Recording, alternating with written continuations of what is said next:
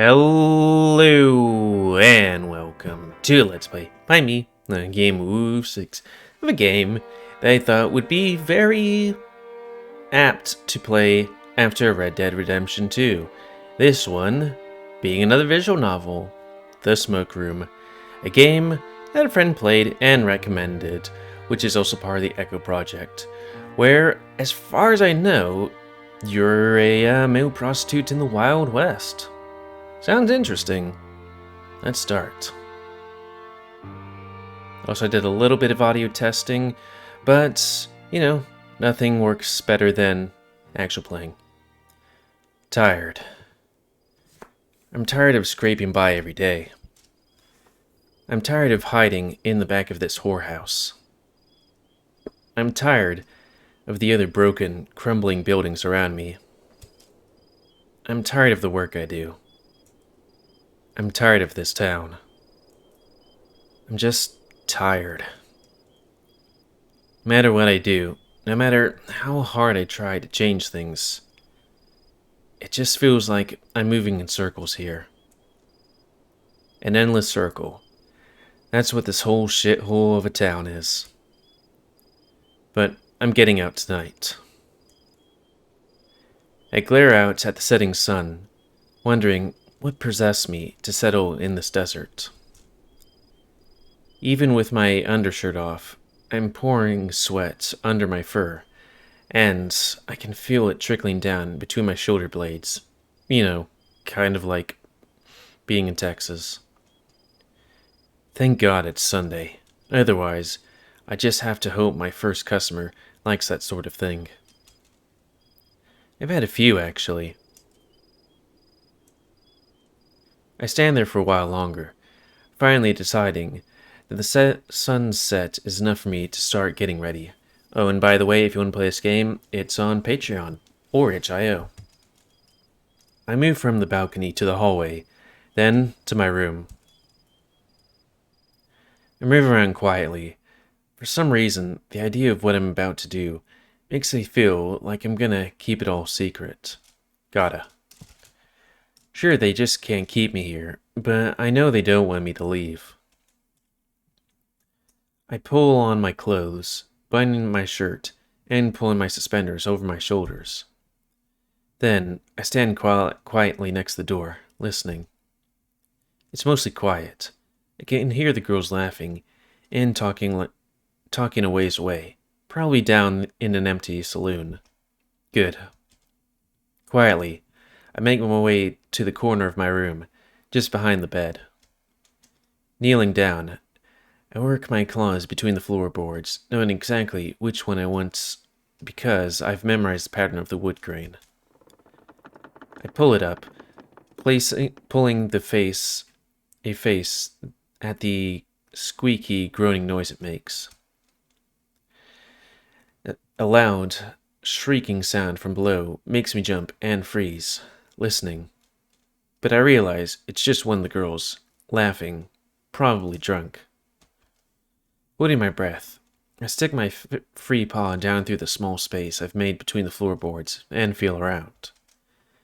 I keep holding my breath until I feel the 3 flat pieces of cold metal stacked up on top of each other. Using my claws again, I pick them up, careful not to drop them, because I've already done that, and the sound they make would bring anybody running. Slowly, I lower the floorboard again, feeling a little less tensed up, since I think they're drunk enough down there that they won't even remember I'm up here. I kneel there on the floor, looking at 1 gold eagle and 2 double eagles resting in the palm of my hand. It's odd thinking of these 3 coins represent everything I've been working for the past 2 years. $50, and if Jack really knows what he's doing, it's enough to get me the hell out of here.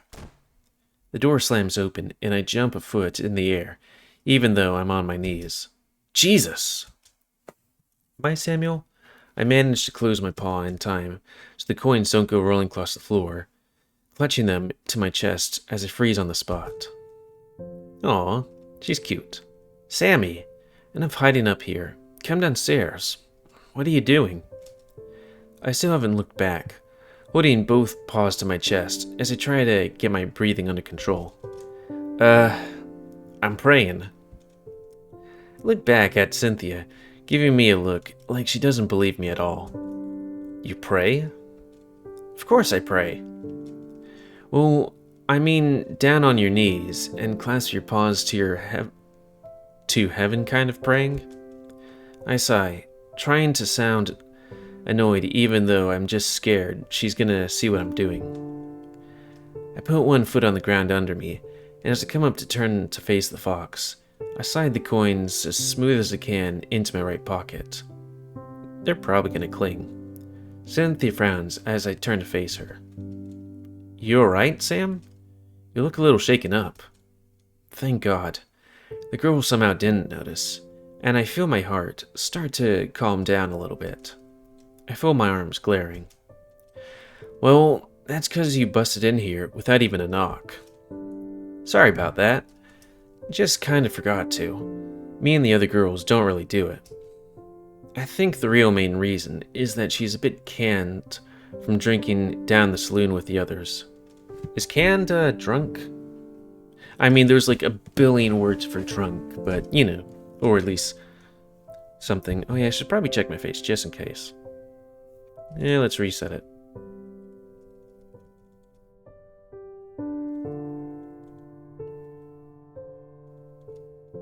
Sometimes it just doesn't take. Oh, come on. Good enough. I think yeah, canned. I'll remember next time. Anyway, come on down. We're all having such a good time. I sigh and shake my head. Not tonight. Cynthia sighs. Oh, stop being so down all the time. Besides, we're, talking about you. That perks my ears up. Why? Oh, you know, there's a weasel in town. He's from Bavaria. I think that's Bavaria. And apparently, he's made an appointment here. The fox bounces up and down excitedly, paws up to her muzzle. So what? Oh, Sam. As I said, he's from Bavaria, and he made the appointment with you. I bristle. How do you know that? Oh, I didn't look at the list. I would never, but Gabriel did. The fox grins again, and I push my paws to my face, sighing in frustration. You know how much trouble you could get into for that? You'd lose my whole business, if it got out that you guys are snooping on my clients. Yeah, I guess because we're supposed to be discreet or something? Come on, Eyes.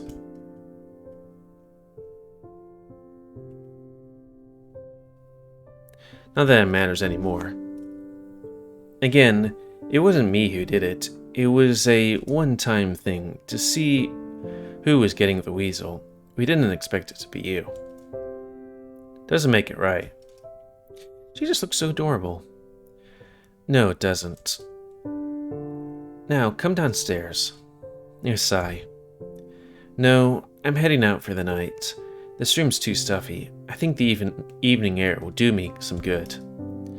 Cynthia gives me a look, one that I've seen more than I can count. Fine, but you should try to show your face around more often. That's the first step in building your clientele. She tells me this like I haven't heard it 1,000 times before, but again, it doesn't really matter now. You know mine are different. They find me. I can tell I'm wearing the fox out, and in her buzzed state, she gives up on me quicker than usual.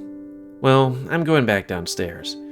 You're always welcome to join us. Believe it or not, most of us like you. Yeah. She's about to turn the corner. I suddenly remember how this might be the last time I ever see her. And thanks. I blurted out awkwardly, but not used to saying it. And Cynthia's not used to hearing it, based on how she leans back around the door frame, a confused look on her face. Yeah, don't worry about it. You alright, Sam? I curse myself for sounding so damn suspicious, but I keep a straight face, shrugging. Like I said, it's stuffy in here. Makes me feel like I'm going crazy. But thanks for making the effort. Sure, Sam. Stay safe on the streets. I will. Cynthia disappears behind the doorframe, and I realize that I'm sad to see her go. She's one of the few people I'm gonna miss here, aside from a few of my clients. I shove a few bits of the clothing and belongings I have into the old knapsack I found on the side of the road a few months ago.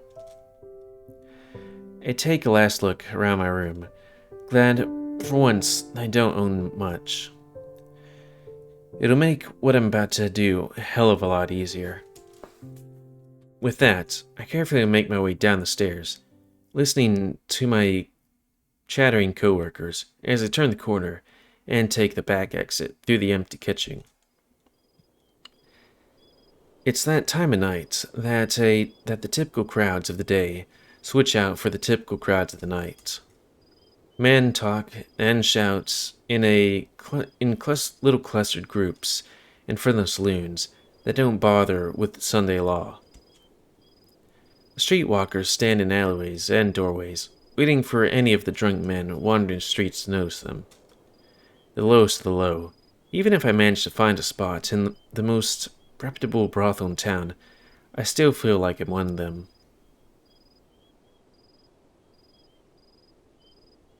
I don't understand. I walk quickly through the streets, head down, paws in my pockets, the way I always walk. It usually keeps the attention away, even with my attention-grabbing white fur. I look up a few times, trying to make sure I'm heading in the right direction. Not used to this part of town. Jack wanted me to meet him near the mine, since he apparently needs me to help him with something before we hop the midnight train. I know a little bit about this game, but that sounds a bit suspicious. I feel a little thrill in my chest at the idea that by sunrise, Echo will be far behind me, which I suppose is the town. Oh, also Echo's like one of the names of the visual novels. I guess like this is a prequel or something to one of those visual novels. Or like based in the same town, but like not the same characters. Because, 1800s or whatever. Or early 1900s. On my way to life on the West Coast, where I can start over the right way. I actually have to stop myself from skipping, excited for the first time since I started planning all this. I still feel guilty leaving everyone behind. Madame Dora for giving me a place to stay and to work. William and Nick for just listening to me. Cynthia for being a friend. But everyone gets a chance to get out of the sound someday. And this is my chance. If you miss that chance, then you miss it. Then you're stuck. At least, that's what I've been told about this place. True or not, I'm not gonna miss mine. The buildings become fewer as you get closer to the mine. The dirt road become harder to discern from the sagebrush-covered wilderness. I feel better, though, being away from all that light and people. Makes me feel protected somehow. Kinda makes me want to play Red Dead Redemption 2 again. But like, since I've completed the main story, just fiddling around. There's a small light ahead of me, and I know right away that it's Jack with his lantern, right where he said he'd be. Really floods through me, having had suspicions that he'd been duped somehow up until this point. I'd only known the man for a week, and he'd approached me with the idea of pooling our fortunes and making a break for the coast. So seeing him now, with his gas lamp held up, a grin on his face, it's really going to happen. His expression is infectious, so I smile back sheepishly, raising a paw. Jack. Howdy, Sam. How are you this fine evening? Better now that I'm out of that pit. The older man clasps me on the back hard, and even though he's a good deal smaller and less muscular than I am, it almost makes me stumble. and you'll never have to go back again. How do, how does that feel? I take a deep breath. Good, I think. I don't really know yet. That's normal. I've done it a few times myself. Hopefully, this will be the last time now that I got myself a partner. So he leaves town then comes back? Odd. The paw on my back moves to wrap around my side, pulling me into a side hug. I feel my spirits lifting a bit. If this man is always this friendly, then maybe our little partnership will work out after all. Even though he'd been my customer only twice over the past week, he'd talked to me about things more personal than any of my clients have, including William. He was understanding, witty, and on top of that, good with what we do before all the talking. Oh, sex. He even taught me a few tricks that would help me with my other clients coming back, help keep my other clients coming back. So, you got all your stuff? Yep. I turn to show him in the beaten up knapsack on my back. Ha, not carrying much, are you? No worries. We'll put a life for you soon enough. And the money? I pause, almost panicking, because I forgot for just a second where I put the coins. Then I shove my paw into my pocket and pull them out. Jack raises the lamp, examines the eagle and 2 double eagles resting in my paw. He whistles. Been a while since I've seen a double, no less 2. Good work, boy. He slaps me again, and I have to close my fingers quickly to avoid dropping them. Push them back into my pocket, prodding my fingers around, just to make sure that there aren't any holes in there that I don't know about. At the same time, I look up at the sky, guessing that's probably about 9 in the evening. That would give us a few hours before the train comes through, though I want to be there as soon as possible so you don't miss it. Despite the relief I just felt, the thought of hopping on a train soon has me getting nervous all over again. Last time I did it, I almost slipped under the wheels. Oof. I mean, hopefully the train wasn't moving. So, what was it that you needed help with? Well, Jack sets his free paw on his hip, grinning at me again. I struck big in the mine. I frown. What? Samuel, I found gold in the mine. I stare at the other man, confused. How? As far as I know, you need stuff, machinery, or something to get the gold out. How did Jack have that all to himself? He moves closer. See, this is what I wanted to tell you about. I didn't dig it up. Someone left some gold in a few bags that they already done mined. I go on staring, hardly believing what I'm hearing. I know. Looks like they've been there for a long time. It's in part of the mine that no one goes to anymore. I think they just forgot about them back in the day. I don't feel it. Jack starts walking up the path towards the mine, and I'm left staring at him for a few seconds before I quickly start to follow, trying to find the words to say. But, how could anyone forget about something like that? I see the old man's bony shoulders lift up and down in a shrug. Who the hell knows? But listen, there's a bag of the stuff. I think it's enough to, well, let us live rich for the rest of our lives. Like, real rich. Let me just see what's this. I'm silent, stunned. I can't believe what I just heard. How could anyone... Jack just told me he found something that could change my life completely. Also, another question. Why would he need help with the bag of gold? I mean, yeah, gold's heavy, but I don't think that heavy. Not just move to the coast, but move somewhere and live rich.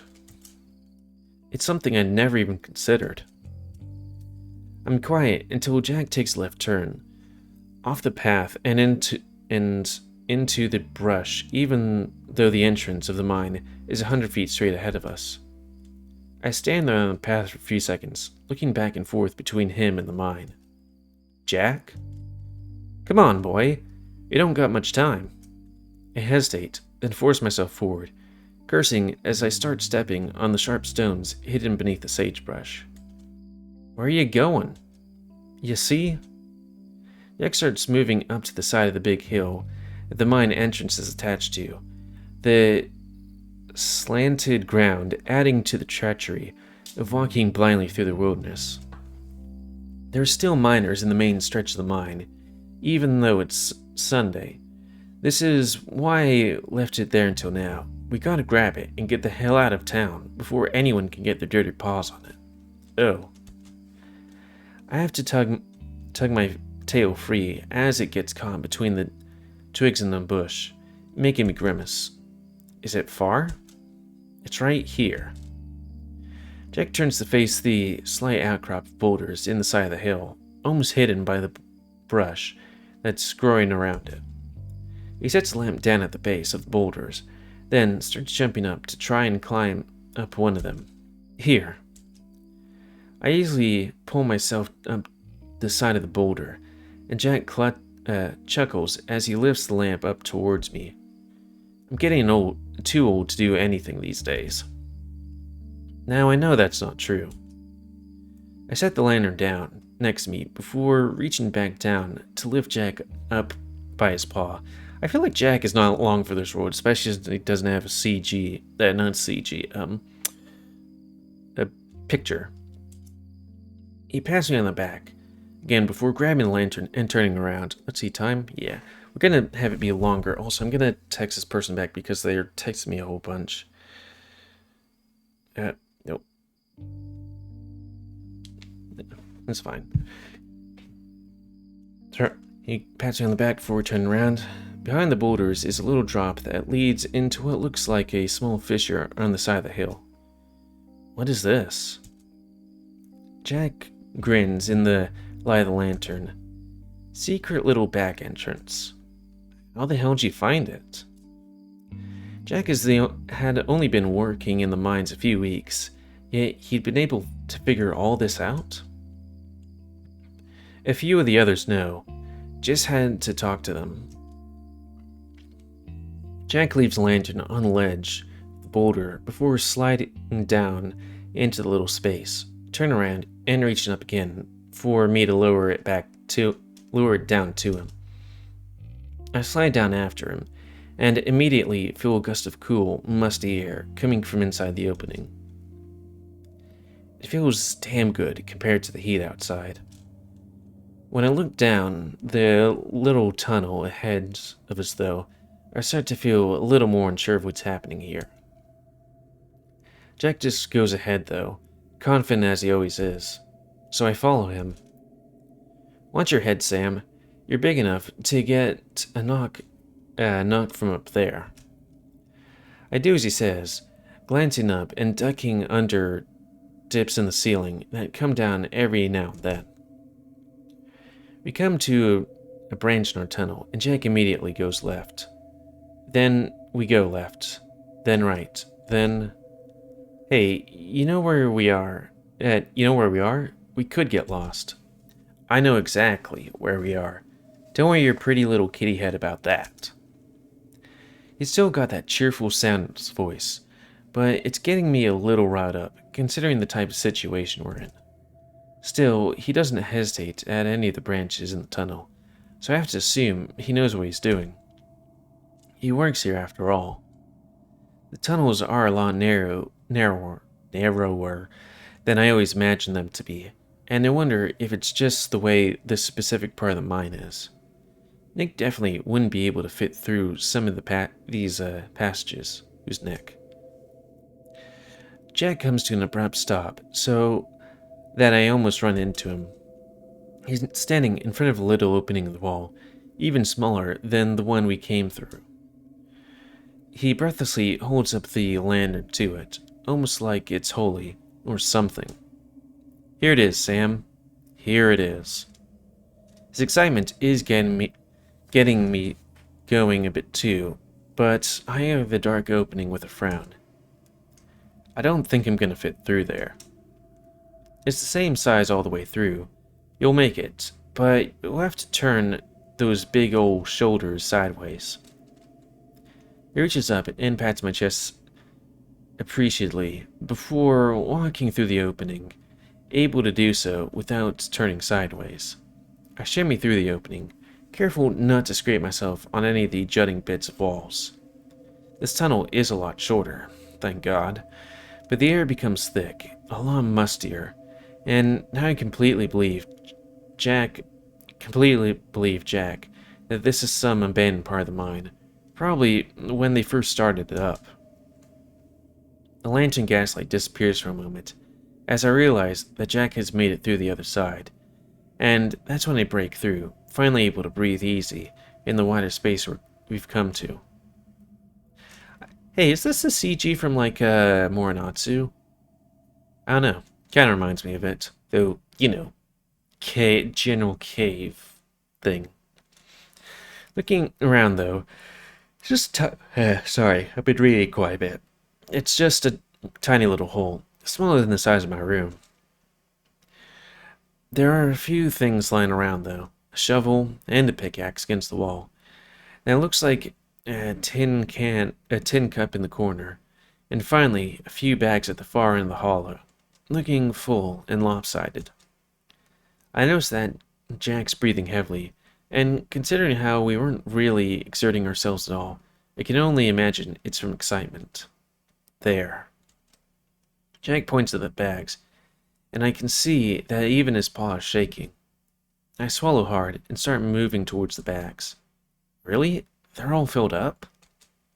The size of my head, and it seems impossible that all of that could be gold. Yes, look at him. I let out a short laugh. It just comes out of me, because I still can't believe any of this. At least, not until I see it. So I crouch down in front of one of the bags, grabbing the drooping opening, which I lift up and spread open to peer inside.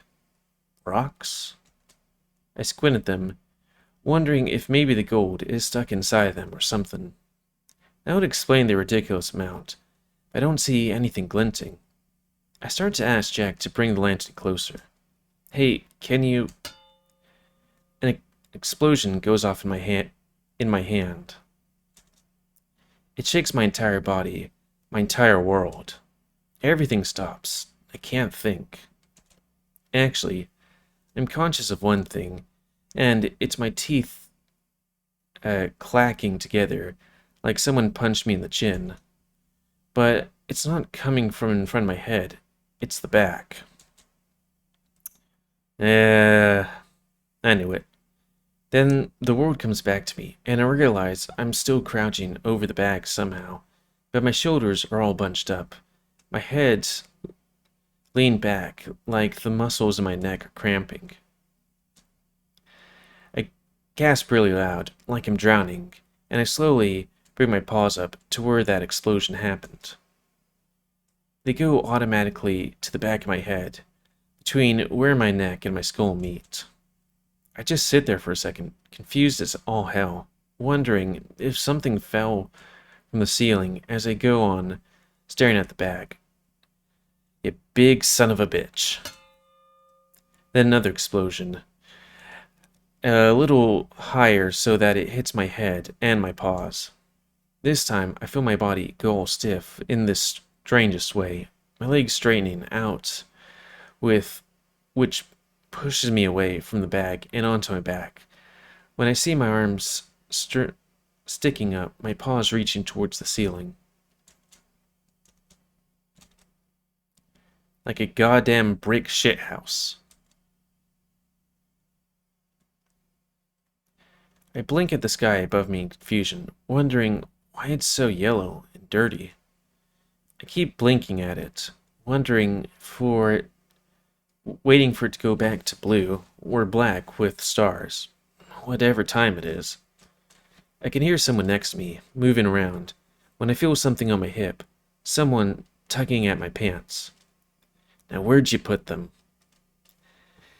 He's muttering over me, and I recognize the voice as Jack's. But what is Jack doing? The mine. I reach down to cover my pocket, trying to ask him what the hell he's doing, but it all comes out in a garbled moan that doesn't sound like me at all. No, no. Pause down, or I'll hit you again. It takes a second, but I manage to focus on the smaller man leaning over me, one paw fishing around my pocket while the other holds a shovel. I start to ask again what he's doing, but then his paw yanks out of mine, and he lets out a little laugh, so loud and high-pitched that it makes me flinch. Ha! There they are. I can't see what he's holding, but I hear the clink of coins, and everything comes back to me in a waterfall of confusion, hurt, and most of all, anger. I lunge up and grab his arm, coming up far too short as a wave of sickening pain shoots through my head and down my back. He dodges me easily. Down, pussycat. I don't wanna, but I'll give you another one if you don't just stay laying on the ground. The man moves away toward the lantern while I stay sat down, putting a paw to the back of my head with a moan. His shadow blocks out the light, and I realize exactly what Jack is doing. He's gonna try to leave me here, lost in the mines, while he takes off with my money, everything that I have.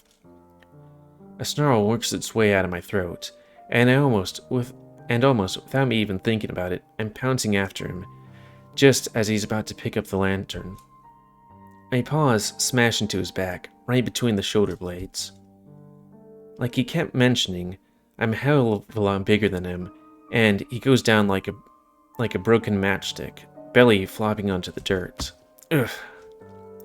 I hear him lose his breath, and before he can do anything else, I slam my fist into the side of his face as hard as I can, 4 or 5 times. He hollers after the first, but goes quiet after the third, seizing up under me. I sit there on top of him, gasping for breath, still wondering what the hell just happened. As I stared down at Jack, at his fluttering eyelids and the blood coming out of his mouth, I realize how stupid I am. So goddamn stupid. Most people probably would have seen this coming from a mile away, but I thought I knew Jack. At least, as much as you can know a person in a week. I thought of so much gold, of living rich. I'd been completely blinded by the thought of it. Jack starts to groan louder and move around more, so I reach over for his right paw, forcing it open and grabbing my coins.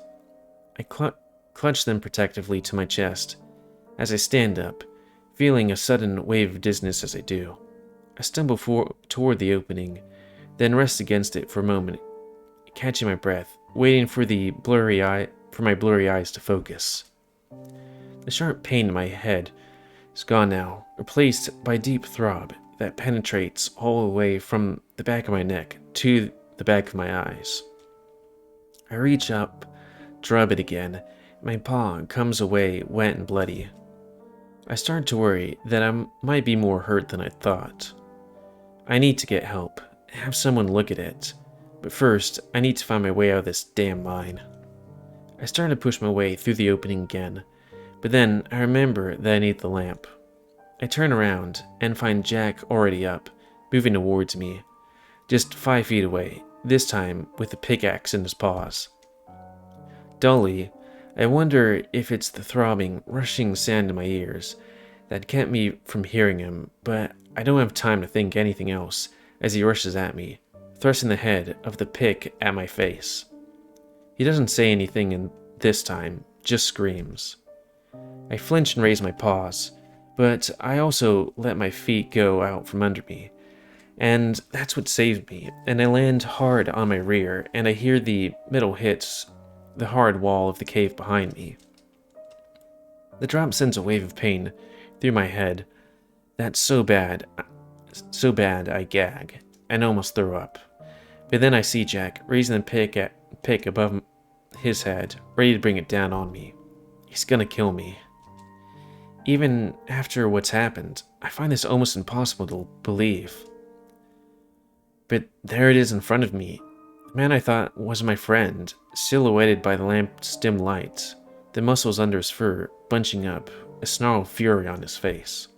I scream, raising my paws to protect myself, coins falling to the ground, and the thought of being run through with the pick sends fear through me that I've never known. Don't! As he's raising it, it knocks against the ceiling of the hollow, and Jack starts adjusting the angle of the pick. I know this is my only chance, and I push myself up off the ground at him, running into him while I grab at his weapon. He panics and swings too late, the wooden handle landing weakly against my forearms as I reach up and grab it. We both snarl and growl as I pin him to the wall, keeping his weapon above his head with both paws, trying to lift it from his grasp. He's got a good hold on it, though, at least until he takes his right paw away to try and punch at my side. I'm so tense from anger and fear I don't feel anything, and with one of his paws gone, I'm able to yank it from him. I stumble back as he drops. He looks up at me. Our eyes meet. I bring the head of the pick up and smash him right in the forehead as hard as I can. The sound is deep and sickening, like ice cracking on a frozen river. When I pull the pickaxe away, his expression is completely different, his eyes empty and distant. He leans there for a moment, then his body suddenly spasms and goes ramrod straight, before sliding sideways down the wall to lay on his back. I see his paws twitch into fists, pulling up to his chest before he gives a big, heavy sigh. Then he stops breathing altogether. I stare down at him, my chest heaving, the pick hanging loosely in my paw as I wait. Jack? He doesn't move. Not at all. Just from the looks of him, I can tell that he's dead. I keep staring, my mind's still trying to figure out how I got here just 10 minutes ago. But no matter how much I stare, nothing changes in front of me. Jack is dead on the ground. I feel a chill run up my spine, and there's this feeling of dread that seems to start pulling up from the earth into my legs and up to my stomach. I don't know why, but I feel like I'm being watched. Like I just woke something up, and it's watching me now. I drop the pick and back away from Jack, my nerve failing me, unable to crouch down to check if he really is dead. Despite everything I've been through, I've never seen anyone dead before. Shakily, I turn away from looking around. I need to get my money and get the hell out. If I get caught like this, the men here won't need much more of a reason to hang a whore like me. I reach out for the lamp that's been sitting on the ground peacefully this whole time. I'm still unsteady, still shaky, so when I try to lift up the wire handle, I knock the whole thing over. Instantly, the flame goes out. I stare in shock at the sudden complete blackness before fumbling for the lantern, as if lifting it up is going to light it again. Instead, I just touch the heated glass, making me hiss as I burn the pads of my index finger and middle finger. The shape of the now dead flame, burned into my vision, is the only thing I can see now. No. I whisper into the blackness, suddenly realizing how deep I am into all of this. I don't know the way out to begin with, and now, with no light, I try to keep calm, swallowing hard. I know straight ahead of me is the opening that leads back into the mine. Jack had said something about the others knowing about this place. Maybe I could run into somebody, or just find my way out. We didn't walk that long, did we? I walk carefully forward, paws reaching out till I find the wall. From there, I paw around until I find the smaller opening that leads out of the main tunnels. A quick question, did we get the coins? I've been reading Bale's, and, Knowing I dropped the coins here, I go down and, it says here, knees and start to feel around for them. Please, please let me find them. I whispered myself, to God, to nothing, begging for my paws to feel the cool metal. I can't have been searching for more than a minute when something suddenly glides up my spine, like a finger being drawn my back. Then breath in my ear. I let out an involuntary scream, turning over on my back and scrambling backwards until I come against the wall, a rod of pain sticking through my brains as I do. Jack? I stare wide-eyed into the darkness, at the spot where I left him, listening, my heart about to pound out of my chest. I've never been more scared in my entire life. Something shifts in the hollow with me, further to the right from where I'm staring. I flinch, ears flat against my head. Jack? I call it again, actually hoping the man's still alive, that this isn't something else, whatever that might be. Because it feels like something else. Just checking the audio levels. A few moments of silence go by, so I start to turn over, and that's when I feel something lean over my shoulder. I shriek in a way that I've never have before, scratching at the wall in front of me, desperately trying to find the opening. When I do, I force myself through, my shoulders scraping painfully against the walls. I don't understand. I don't understand. Something's coming after me through the tiny crevice, and it's not Jack. It's definitely not Jack. I burst through the other side, my face meeting the hard dirt wall of the larger tunnel, my head snapping back and leaving my nose stinging. I stumbled to my right, in the direction that I knew we came from. I've never had trouble seeing in the dark, but this is complete, inky blackness, and there's nothing for me to be able to see. Help! Somebody help me! I don't care that I might get caught anymore. I just need to get out of here. My paws swing around wildly, feeling the walls, feeling ahead of me.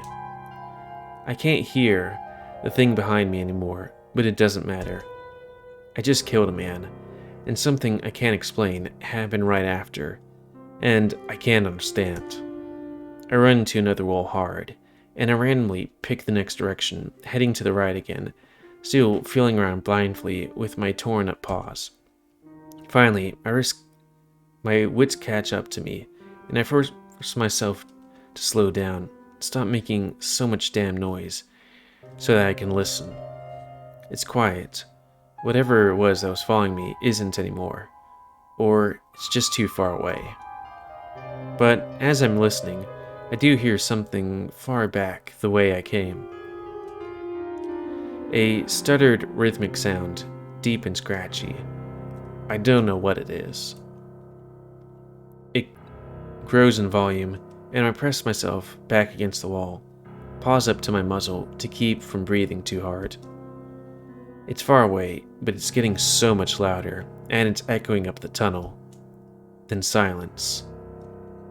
I realize then that I'm crying, and I try to keep quiet, the sobs hitching in my chest. I can't remember the last time I cried. I'm frozen. I know that isn't Jack. Jack is dead, and something else is in that hollow with me. I just turn away from where that noise came from and start moving again. I'm walking this time, even through the tears, even though the tears keep running down my face. At least I'm quiet. I'm at least quiet. The complete, overwhelming fear has settled into a dull, almost numb feeling in my chest. I aimlessly walk left and right, each time I feel a new passage opening up with my paws. While the sound goes away, the feeling of something is watching me never does. I think I wander for a few hours, maybe more. It's hard to keep track of time when everything's black. But I must have gone all night, because what saves me is the sight of light pouring through the end of the long tunnel. The one we came through. I moved toward it on instinct, not even really feeling all that excited to see it. I'm relieved, but it's numbed, just like the fear. I carefully scramble up the boulders and out into the early morning sun, just barely rising. All the better that I'm getting out of there before the town really starts to wake up. I slide over the boulder to the ground, my button up and undershirt riding up as I do, and I feel the rough rock scratch through my fur. Sorry, it does make me yawn. Through my fur to my stomach and chest. I lean there for a moment, feeling the corners of my muzzle drip down as my body starts to try and cry again, but I stop myself. I don't cry anymore. I can't cry now. People might see. They might suspect something. So, with a deep breath, I turn around and start walking along the incline of the hill, toward the road, to the main entrance of the mine. Once I get there, I start making my way back to the saloon, my feet kicking up dust as I can barely pick them up at this point. Ahead of me, I see someone walking up the road, a big guy, and it's only then that my stupid head realizes that being seen right now would be very, very bad. I was just wondering that, you've been crying, you have blood on you, probably shouldn't be going on the main road. But he's already seen me, and I recognize him at the same time he recognizes me. He actually stops in his tracks just to stare at me. I stop too, unaware about what he's about to do. Then he jogs the rest of the way, surprise on his face. Samuel? What are you doing? Then I see that his eyes really widen up as he gets a good look at me. What happened? I'm still numb, even though I realize this is real bad. Having Nick see me like this after what I just did. Fell down. Fell down? Nick repeats the words, as if he's showing me just how stupid they sound. Look down at my shirt and see that it's covered in drops of dried blood. I reach up and brush the back of my paw against my nose, and the white fur comes back with crusted flakes of more blood. I hear Nick gasp as I'm looking down, and he grabs me by the shoulder and turns me sideways. Dear God. What? Your head. It's busted all open. I reach back, and I feel its crusted up fur. Nick pushes my paw away. No. You need to see a doctor. I don't have money for a doctor. Then I'll help you see one. You don't got money either. I know others with money. Who beat you? I take a deep breath, staring down at the ground, knowing that I need to get back to the saloon before someone else sees me. Just some asshole in the street. I don't know who. Did he beat you because of your work? What did he look like? The badger's grip on my shoulder tightens. It's not often that I see him angry. Still, I gotta get back. I pull away from his paw, moving up the road. I need to go wash up. I can tell you more later. Samuel. Sorry, but I gotta go. Just come see me at the saloon sometime. Nick stays silent as he watches me walk off, and it's right then that I remember I still got my knapsack on, something I hadn't noticed all that time in the cave. I can only imagine it makes me look even more suspicious. I actually kind of want to look at what a knapsack is, specifically.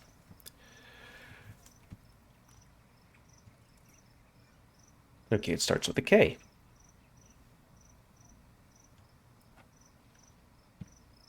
Okay, so basically a large backpack or a backpack. Let's go my face.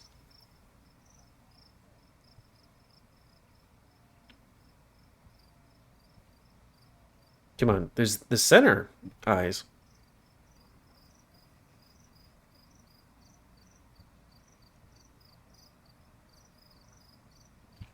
I don't know why sometimes it just doesn't take.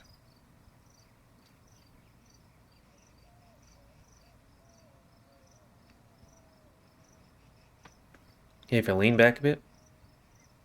Yeah, we'll just do it like this. Oops.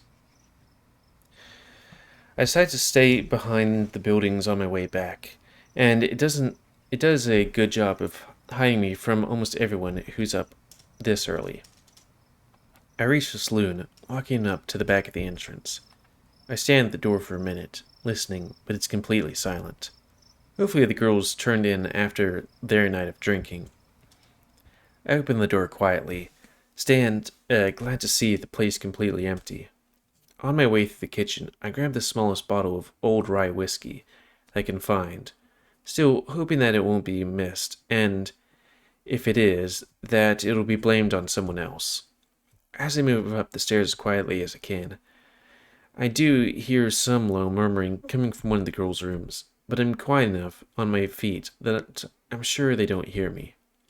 I finally get to my own room and open the door, wincing as it makes the usual creaking sound that it always does, hoping to God that Cynthia isn't up to hear it. I stand in my room for a while, just staring, wondering how I got myself into this mess. At the same time, realizing it's all my own goddamn fault. Damn fault. I finally managed to make my way to the dresser, looking at myself in the mirror. Bad as I thought. White fur mushed up everywhere, stained pinkish red down my nose and chin. My right eye swelled up a bit. I can't see the back of my head, but when I turn it this way and that, I can tell from a few glances that it's a disaster back there. I strip down and go about and clean myself up, using my cup and drinking water barrel to pour water on my already bloody shirt, which I use to wipe up my fur. When I get to the back of my head, I can feel the skin moving around in ways that I'm not used to, and I wonder if Nick was right that I should see a doctor and get it stitched up. Maybe after I've slept. For now, I settle for opening the whiskey bottle and taking several swigs before pouring it on my shirt and pressing it to the back of my head. My vision flashes white, and I suck in air through my teeth, screwing up my face as I try not to scream. I do it a few more times until I just can't stand the pain anymore, dropping the shirt to my side of the dresser, and finally stumbling into my bed, carefully laying face first on my pillow. The warmth of the alcohol in my stomach dulls the aches in my body, and gratefully, I'm able to fall asleep. I think that might be a good time to call it, because it's... Or maybe when we wake up, because we're almost the hour. I'm back in the hall, laying flat on my back, staring into the dark. Or maybe, yeah, we'll do this as our recap, you know? Oh yeah, first episode of The Smoke Room, pretty much an hour, close-ish. I would like to have it be a bit longer, like 8 minutes-ish, but then it's like, well, then it might start a scene. And I think, basically recapping what happened is a good thing. So anyways, yeah, that's going to be the end of this Let's Play. So anyways, please comment, guys. I like comments. Tell me what you like, dislike, tips, tricks, otherwise. If you like my YouTube and would like to see it grow, then please like, subscribe, and check out the videos that have grown. Please remember to spay your animals to help control the pet population. Okay, let's see. So yeah, it's a part of it's part of Patreon. Let's see, on here, what is my subscription amount? Just so I can say that what you guys is could be. Okay, I'm $3 a month, so full game on release, access to once a month Patreon updates. Let's see.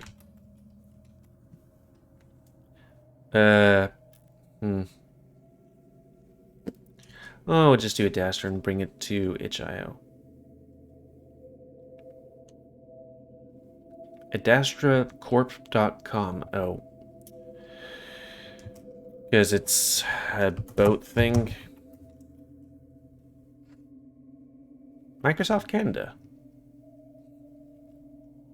I wonder if Adastra means anything. Isn't that an Echo Project thing? There's also Arkies, which I have no idea what's about. Because my friend played this game, but I don't think he's played Arky. How do you pronounce it? Arches or Echo. I would do those eventually. Okay, here's the Echo project. Huh. In the picture that they have on their website, he has a miner's cap. For some reason, didn't have in the thing that we just played. Are we sure we did? Version 2.2. Oh, I guess I should get the newest version because there's the version 2.3. Oh well, it's not like there are anything I was missing from that one update. This early in the game, that is.